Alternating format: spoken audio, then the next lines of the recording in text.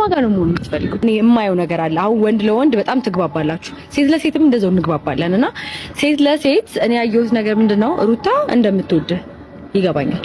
ሴት ስለሆንኩኝ የሆነ የሚነበብባት ነገር አለ። ሩታ ትወድሃለች። ሄርሜላም ደግሞ በአንድ ጎን ሳይው ሄርሜላም ትወድሃለች ማለት የሁለቱ ሳይድ እንደሚወዱ እርግጠኛ ነኝ። አሁን እኔ ያንተን ግን እርግጠኛ መሆን አልቻልኩም። ማን ነው የምትወደው? ከማን ጋር ነው መሆን የምትፈልገው? ይሄ ለራስህ እስቲ ይታወቃል ወይስ እስቲ ጥያቄ መልስልኝ። ጽጉ ወደ ቁም ነገር ልታመጪ ነው እንዴ? አይሻልም? ከመጣን አይቀር ወደ ቁም ነገሩ ነው። እኔ ላይ ግን ስሜቴ ግልጽ አይደለም እንዴ? እንዴት ሊደበቅ ይችላል? ግልጽ አይደለም። እኔ ሰምታይምስ ከሩታ ጋር ስትሆን ሩታን የወደድክ ይመስለኛል። አንዳንዴ ደግሞ ከሄርሜላ ጋር ስትሆን ሄርሜላንም የወደድክ ይመስለኛል። ግራ ይገባኛል። ምን አለ መሰለሽ አንዳንድ ጊዜ ወንድ ልጅ ሁሉንም ነገር ግልጽ አያደርግምና አንዳንድ ነገሮችን በሆዱ የምሬን ነው። አይ ካልዲ ሳይሆን በሆዱ ነው ማለት ግልጽ ማድረግ ጥሩ አይደለም። እና እያንዳንዱ ነገር ግልጽ ካደረግሽ ሰዎችም አንቺን ይለምዱሽና ያውቁሻል ብዬ ነው የማስበውና ይሄንን ነገር እኔ በተግባሪ ግልጽ ባረግ ይሻለኛል እንጂ ላንቺ ይሄ ስሜት ነው ብዬ መናገር አልችልም። አንደርስታንድ ማድረግ ከቻልሽ በምታየው ነገር እኔን አንደርስታንድ ለማድረግ ሞክሪ። ይከብዳል ካልቻልሽ አንተ አሁን ለኛ የምታሳየን ነገር ሁለቱንም እንደምትወድ ነው። ለምሳሌ በግልጽ ይሄ ስሜት ላንቺ ነው። በጣም ለብዙዎቹ ሁለቱንም እንደምትወድ ነው ፊልም ያደርጉት። አሁን ለምሳሌ አንተ ሪሌሽንሺፕ ውስጥ ነህ አይደለ? ስለዚህ ማንን ነው የምትወደው? ሩታን ነው የምትወደው ወይስ ሄርሜላን ነው የምትወደው? ወይስ እልህ ውስጥ ላይ ያለኸው አንተ?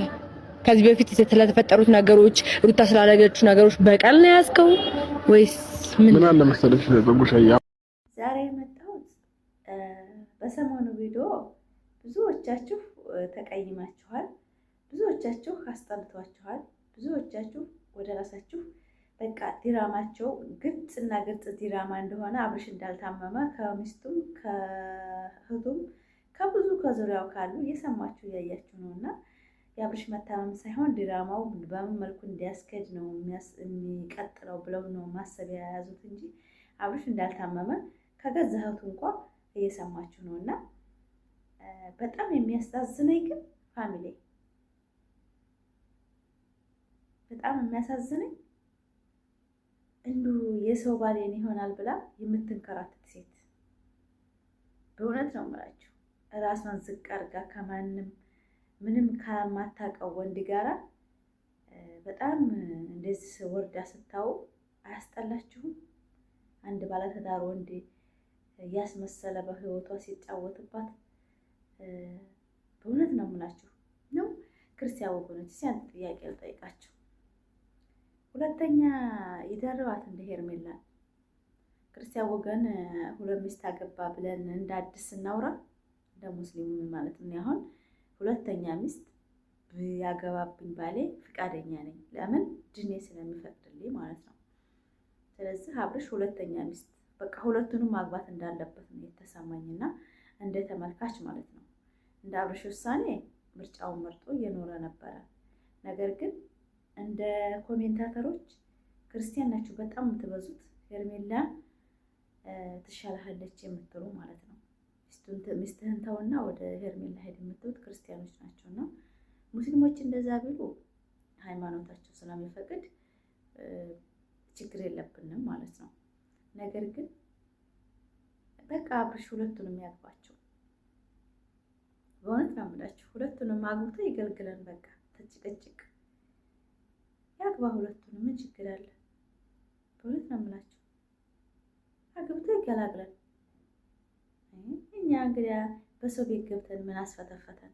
እኛ እኮ ድራማ እንደሆነ እናውቃለን፣ ስራ እንደሆነ እናውቃለን፣ ውስጣችን ያውቃል። አብርሽና ሩታ ባልና ሚስት እንደሆኑ እናውቃለን። ነገር ግን አሁን የተያዘው ፉክክር አለ አይደለ? ማን ከማን ያንሳል? እኔ እበልጣለሁ፣ እኔ እበልጣለሁ። በቃ ሁለቱንም ያግባልን። በቃ እንገላገል። እንደዚህ ስላችሁ ክርስቲያን ወገኖችን በእኔ ትቀየሙ ሊሆን ይችላል። ተግባራችሁ ግን እንደዛ ነው። ሁለቱንም እንዲያገባ ትፈልጋላችሁ ማለት ነው። በእውነት ነው የምላችሁ። የሰው ልጅ የፈለገው ጋር የመኖር መብት አለው። አብርሽ የመጨረሻ ላይ ማን እንደሚዋረድ አብረን እናያለን። ብዙ ጊዜ የምናገረው ነው፣ ግን አታዳምጡኝ። የመጨረሻ የምታለቅሰው ያቺ አይን አውጣዋ ሴት ናት። እኔ እሻልሃለሁ እኔ እንከባከብሃለሁ ብላ የገባች ሴት ያቺ ጨቅጫቃ፣ ያቺ ነገረኛ፣ ያቺ ማስጠል የሚስቱ ትበልጥበታል የወንድ ልጅ። ለምን? ታማኝ ስለሆነች። በእውነት ነው የምላቸው። ታማኝ ሴትና ጋጋታ የማይፈታት የሆነ እውኙኝ የማትል ሴት ለትዳር ትሆናለች። ግን አብዛኛ ጊዜ ራሷንና በቃ ራሷን እንደ ጥሩነት የምትቆጠር ሴት ለትዳር እንደማትሆን ወደዳችሁም ጠላችሁም ታውቁታላችሁ። እኔ አሁን በሰሞኑ ቪዲዮ ብዙ ጊዜ ቪዲዮ የሰራው አይደለም የተመቸኝም አይደለም። ቢሆንም ግን የሚያስጠላ ቪዲዮ ነው፣ እንደ ኦዲየንስም ሆነ እንደ ሰው ማለት ነው። አንድ ክርስቲያን ወገን ያልታመመውን ታሟል እያሉ ህይወቱን እየበጠበጡት፣ እሱ ደግሞ እያስመሰለ ከወዲያ ከወዲህ። ይሄ በጣም የመጥፎ ወንድ ጸባይ ነው።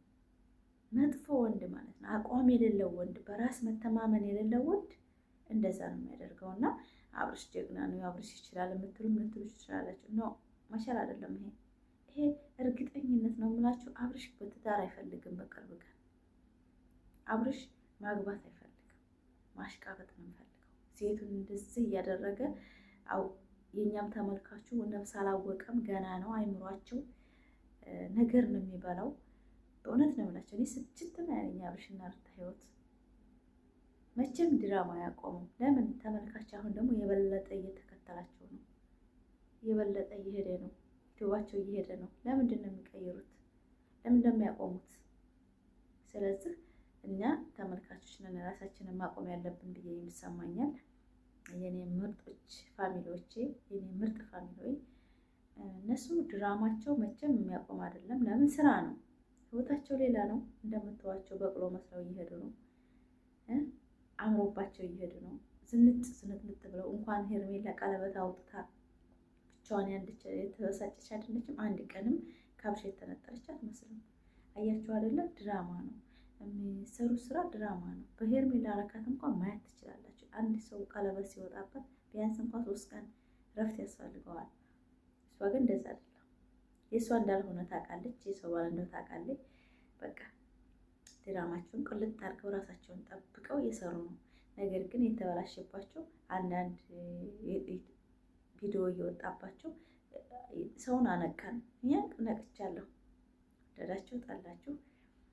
አብርሽና ሩታ መቼም የሚለያዩ ሰዎች እንዳላደሉ ስለሚገባኝም መቼም አለበሳቸው። ለምን?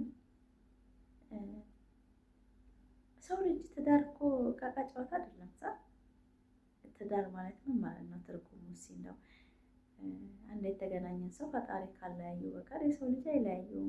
እነሱ ደግሞ ድራመኛና ዩቲዩበሮች ስለሆኑ ብዙ ጊዜ የራሳችንን ክፋታችንን ከምንናገር ስነ ስርዓታቸውን። አሁን አብርሽ ያረካቱ የወንድ ጸባይ አይደለም። ወንድ ልጅ ቁርጥ ኖሮት በቃ ከህይወት የወጡ የሚል ወንድ ነው። ወንድ ማለት የሴትም ጸባይ አይደለም። የሱ ጸባይ የሆነ አለ አይደለም፣ አይምሮ ብዙ ነገር የተሸከመ አላማው ለድራማ እንጂ ለሌላ ለቁርጥ ያለው ህይወት መኖር እንደማይፈልግ ነው የሚያሳየው። ሴቶች ይንጫጫሉ፣ ማንንም ያሸቅላል፣ ያሰራል። ብዙ ጊዜ ይወጣበታል ሊከርድ ብታጀራ ሲደውል ምናምንና ህዝቡን በቃ ምግብ ማብላት ነው የሚፈልገው፣ ማስራት ነው የሚፈልገው። የመጨረሻ ቀን ግን ሚስቱ ሩታ ናት።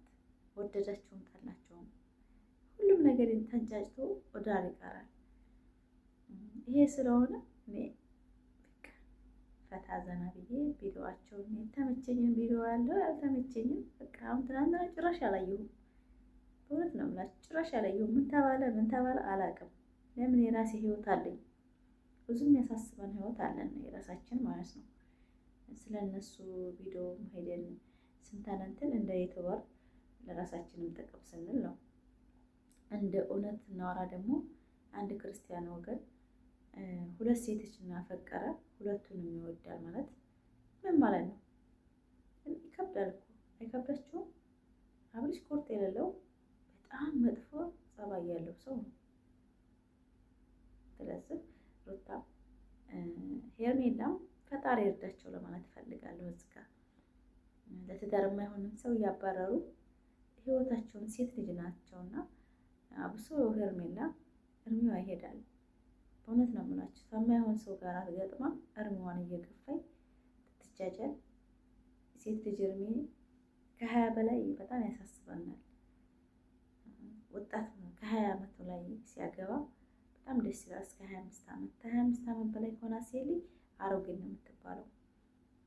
በብዙ ጊዜ ታያላችሁ ከ15 ዓመት እስከ 18 ዓመት ያለው ነው የሚፈልገውና ወንዶች የሚፈልጉትም እንደዛ ነው። ለምን አላውቅም። ስለዚህ አሁን ሴቶች እርሜያቸውን እየቀጫችሁ ነው በማይሆን ወንድ ለማለት ፈልጋለሁ። ላይክ፣ ሰብስክራይብ፣ ሼር ይሄን ቪዲዮ እስከ መጨረሻ አይታችሁ አበረታቱ ማለት ነው። ምንም ቢፈጠር አብርሽና ሩታ ባልና ሚስት እንደሆኑ ነው አማውቀውም። ነገም ተነገ ወዲያም ማንም እንደማይለያያቸው ነገ አጠፋችሁ ምን አለችሁ እንዳለችሁ ምናምን ይሄ ወሬ ቪዲዮዋቸው ላይ ራሱ መንቃት ትችላላችሁ። የነቃ ሰው ማለት ነው። እኔ አመት ሆኖኛል ተነቃው፣ ግን የአብርሽ አስተሳሰብ ስለማይመቼ ብቻ አብርሽን እቆጣለሁ፣ እነግረዋለሁ ማለት ለወጣቶች አስተማሪ ቪዲዮ ስለማይለቅ ማለት ነው። አረካቱም ስለማይመቼ ነው። ሰው ላይ ያልተመቸውን የመናገር መብት አለው። እንኳን በቻናላችሁ እና በኮሜንት እየገለጻችሁ ነው አይደል? ነገር ግን አብርሽና ሩታ ናቸው። ቢፈጠር ምንም ቢደረግ አብርሽ ልጁና ሚስቱ ጋራ ይኖራልም ወደፊትም እየኖረም ነው። ሲቀጥል ደግሞ ፋሚሊ እንደ ክርስቲያን ወገኖቼ ግን አላማችሁ ምንድን ነው? አልገባኝም እኮ ሁለቱንም ያግባ አይደለም እንደዛ ነው።